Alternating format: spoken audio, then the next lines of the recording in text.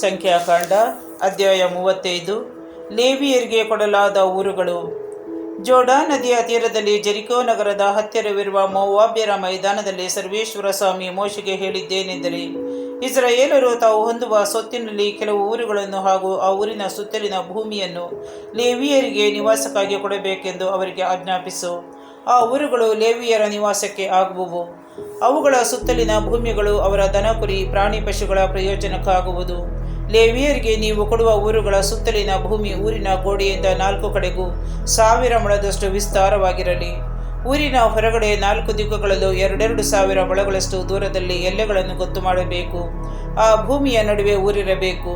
ಮಿಕ್ಕದ್ದು ಹುಲ್ಲುಗಾವಲಾಗಿರಬೇಕು.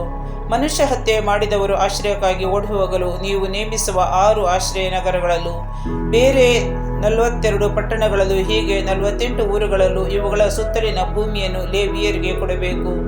ಇಸ್ರಾಯೇಲರ ಸೊತ್ತಿನಲ್ಲಿ ಆಯಾ ಕುಲದ ಸೊತ್ತಿನ ಅಳತೆಗೆ ತಕ್ಕ ಹಾಗೆ, ಅಂದರೆ ಹೆಚ್ಚು ಉಳ್ಳವರಿಂದ ಹೆಚ್ಚಾಗಿಯೂ ಕಡಿಮೆ ಉಳ್ಳವರಿಂದ ಕಡಿಮೆಯಾಗಿಯೂ ಲೇವಿಯರಿಗೆ ಊರುಗಳನ್ನು ಕೊಡಿಸಬೇಕು. ಆಶ್ರಯ ನಗರಗಳು. ಸರ್ವೇಶ್ವರ ಮೋಶೆಗೆ ಹೇಳಿದ್ದು ಇದು. ನೀನು ಇಸ್ರಾಯೇಲರಿಗೆ ಹೀಗೆಂದು ಆಜ್ಞಾಪಿಸು, ನೀವು ಜೋರ್ಡಾನ್ ನದಿಯನ್ನು ದಾಟಿ ಕಾನಾನ್ ನಾಡನ್ನು ಸೇರಿದ ನಂತರ ಆಶ್ರಯಧಾಮಗಳಿಗಾಗಿ ಪಟ್ಟಣಗಳನ್ನು ನಿಗದಿ ಮಾಡಿರಿ.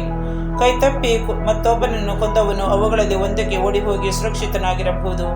ಅಂಥವನು ಸಭೆಯವರಿಂದ ತೀರ್ಪು ಹೊಂದುವುದಕ್ಕಿಂತ ಮೊದಲೇ ಹತನಾದವನ ಸಮೀಪ ಬಂಧುವಿನಿಂದ ಸಾಯದಂತೆ ಈ ಆಶ್ರಯಧಾಮಗಳು ನಿಮ್ಮಲ್ಲಿ ಇರಬೇಕು.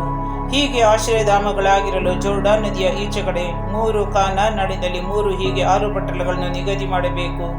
ಕೈತಪ್ಪಿ ಮತ್ತೊಬ್ಬನನ್ನು ಕೊಂದವನು ಇಸ್ರಾಯೇಲನಾಗಿರಲಿ, ಪರದೇಶದವನಾಗಿರಲಿ ಅಥವಾ ನಿಮ್ಮ ಮಧ್ಯೆ ವಾಸಿಸುವವನಾಗಿರಲಿ, ಆ 6 ಪಟ್ಟಣಗಳೊಳಗೆ ಒಂದಕ್ಕೆ ಓಡಿಹೋಗಿ ಆಶ್ರಯ ಪಡೆಯಲಿ. ಆದರೆ ಒಬ್ಬನು ಕಬ್ಬಿಣದ ಆಯುಧದಿಂದ ಮತ್ತೊಬ್ಬನನ್ನು ಹೊಡೆದು ಕೊಂದರೆ ಅಂಥವನು ನರಹತ್ಯೆ ಮಾಡಿದವನೆಂದು ನೀವು ನಿರ್ಣಯಿಸಬೇಕು. ಅವನಿಗೆ ಮರಣಶಿಕ್ಷೆಯಾಗಬೇಕು. ಒಬ್ಬನನ್ನು ಕೊಲ್ಲುವಷ್ಟು ದೊಡ್ಡ ಕಲ್ಲಿನಿಂದ ಮತ್ತೊಬ್ಬನನ್ನು ಹೊಡೆದು ಕೊಂದರೆ ಅವನು ನರಹತ್ಯಗಾರನೇ. ಅಂಥವನಿಗೂ ಮರಣಶಿಕ್ಷೆಯಾಗಬೇಕು. ಒಬ್ಬನನ್ನು ಕೊಲ್ಲುವಷ್ಟು ದೊಡ್ಡ ಮರದ ಆಯುಧದಿಂದ ಮತ್ತೊಬ್ಬರನ್ನು ಹೊಡೆದು ಕೊಂದರೆ ಅವನು ನರಹತ್ಯಗಾರನೇ. ಅಂಥವನಿಗೂ ಮರಣಶಿಕ್ಷೆಯಾಗಬೇಕು. ನರಹತ್ಯೆ ಮಾಡಿದವನನ್ನು ಕಂಡೊಡನೆ ಕೊಲ್ಲಬೇಕಾದವನು ಹತನಾದವನ ಸಮೀಪ ಬಂಧುವೇ. ಒಬ್ಬನು ಮತ್ತೊಬ್ಬನನ್ನು ಹಾಗೆ ಮಾಡಿ ನೂಕುವುದರಿಂದಾಗಲಿ, ಸಮಯ ನೋಡಿ ಅವನ ಮೇಲೆ ಏನನ್ನಾದರೂ ಎಸೆಯುವುದರಿಂದಾಗಲಿ, ದ್ವೇಷದಿಂದ ಕೈಯಾರೆ ಹೊಡೆಯುವುದರಿಂದಾಗಲಿ ಕೊಂದರೆ ಅವನು ಕೂಡ ನರಹತ್ಯಗಾರನೇ. ಅಂಥವನಿಗೂ ಮರಣಶಿಕ್ಷೆಯಾಗಬೇಕು. ಹತನಾದವನ ಸಮೀಪ ಬಂದು ಅವನನ್ನು ಕಂಡೊಡನೆ ಕೊಲ್ಲಲಿ. ಒಬ್ಬನು ಯಾವ ದ್ವೇಷವೂ ಇಲ್ಲದೆ ಅಕಸ್ಮಾತ್ತಾಗಿ ನೂಕುವುದರಿಂದಾಗಲಿ, ಹೊಂಚು ಕಾಯದೆ ಏನನ್ನಾದರೂ ಎಸೆಯುವುದರಿಂದಾಗಲಿ, ಕೊಲ್ಲುವಷ್ಟು ದೊಡ್ಡ ಕಲ್ಲನ್ನು ತಿಳಿಯದೆ ಬೀಳಿಸುವುದರಿಂದಾಗಲಿ ಮತ್ತೊಬ್ಬನು ಸತ್ತರೆ ಅವನು ಆ ಮನುಷ್ಯನಿಗೆ ವೈರಿಯಾಗಿದ್ದನೇ. ಹಾನಿ ಮಾಡಬೇಕೆಂಬ ಅಭಿಪ್ರಾಯ ಅವನಿಗಿದ್ದಾಗಿತ್ತೆ ಎಂದು ವಿಚಾರಿಸಬೇಕು. ಹಾಗಿಲ್ಲದ ಪಕ್ಷದಲ್ಲಿ ಸಭೆಯವರು ಹತ್ಯೆ ಮಾಡಿದವನಿಗೂ ಹತನಾದವನ ಸಮೀಪ ಬಂಧುವಿಗೂ ಈ ವಿಚಾರಗಳಿಗನುಸಾರ ನ್ಯಾಯ ತೀರಿಸಬೇಕು. ಹತ್ಯೆ ಮಾಡಿದವನನ್ನು ಆ ಸಮೀಪ ಬಂಧುವಿನ ಕೈಯಿಂದ ತಪ್ಪಿಸಬೇಕು.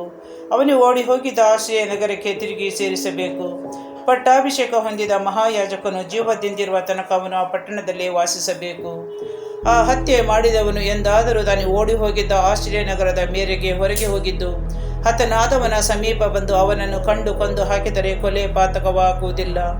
ಏಕೆಂದರೆ ಮಹಾಯಾಜಕನು ಜೀವದಿಂದಿರುವ ತನಕ ಅವನು ಆಶ್ರಯ ನಗರದೊಳಗೆ ಇರಬೇಕಾಗಿತ್ತು. ಮಹಾಯಾಜಕನು ತೀರಿ ಹೋದ ನಂತರ ಅವನು ತನ್ನ ಆಸ್ತಿ ಪಾಸ್ತಿ ಇರುವ ಸ್ಥಳಕ್ಕೆ ಹೋಗಬಹುದು. ನೀವು ಮತ್ತು ನಿಮ್ಮ ಸಂತತಿಯವರು ಈ ವಿಧಿಗಳಿಗನುಸಾರ ನಿಮ್ಮ ನಿವಾಸಗಳಲ್ಲೆಲ್ಲ ನ್ಯಾಯ ತೀರಿಸಬೇಕು. ಒಬ್ಬನು ಮತ್ತೊಬ್ಬನನ್ನು ಕೊಂದಾಗ ನೀವು ಸಾಕ್ಷಿಗಳನ್ನು ವಿಚಾರಿಸಿಕೊಂಡೇ ಅವನಿಗೆ ಮರಣಶಿಕ್ಷೆ ವಿಧಿಸಬೇಕು. ಒಬ್ಬನೇ ಒಬ್ಬ ಸಾಕ್ಷಿ ಮಾತ್ರ ಇದ್ದರೆ ಮರಣಶಿಕ್ಷೆಯನ್ನು ವಿಧಿಸಕೂಡದು. ಮರಣಶಿಕ್ಷೆಗೆ ಪಾತ್ರನಾದ ಕೊಲೆ ಗಡುಕನನ್ನು ಉಳಿಸುವುದಕ್ಕೆ ಈಡನ್ನು ತೆಗೆದುಕೊಳ್ಳಕೂಡದು. ಅವನಿಗೆ ಮರಣಶಿಕ್ಷೆ ಆಗಲೇಬೇಕು. ಆಶ್ರಯ ನಗರಕ್ಕೆ ಓಡಿ ಹೋದವನಿಂದ ನೀವು ಹಣವನ್ನು ತೆಗೆದುಕೊಂಡು ಮಹಾಯಾಜಕನು ಜೀವದಿಂದಿರುವಾಗಲೇ ಸ್ವಂತ ಊರಿಗೆ ಹೋಗಬಿಡಬಾರದು. ನೀವು ಈ ಪ್ರಕಾರ ನಡೆದುಕೊಂಡರೆ ನಿಮ್ಮ ನಾಡು ಅಪವಿತ್ರವಾಗುವುದಿಲ್ಲ. ರಕ್ತಪಾತವು ನಾಡನ್ನು ಅಪವಿತ್ರಗೊಳಿಸುತ್ತದೆ. ಅದಕ್ಕೆ ಕೊಲ್ಲಲ್ಪಟ್ಟವನ ರಕ್ತಕ್ಕಾಗಿ ಕೊಂದವನ ರಕ್ತದಿಂದಲೇ ಹೊರತು ಬೇರೆ ಪ್ರಾಯಶ್ಚಿತವಿಲ್ಲ. ನೀವು ವಾಸ ಮಾಡುವ ನಾಡನ್ನು ಅಪವಿತ್ರ ಮಾಡಬೇಡಿ. ಸರ್ವೇಶ್ವರನೆಂಬ ನಾನೇ ಇಸ್ರಾಯೇಲರ ನಡುವೆ ಆ ನಾಡಿನಲ್ಲಿ ವಾಸಿಸುತ್ತೇನೆ.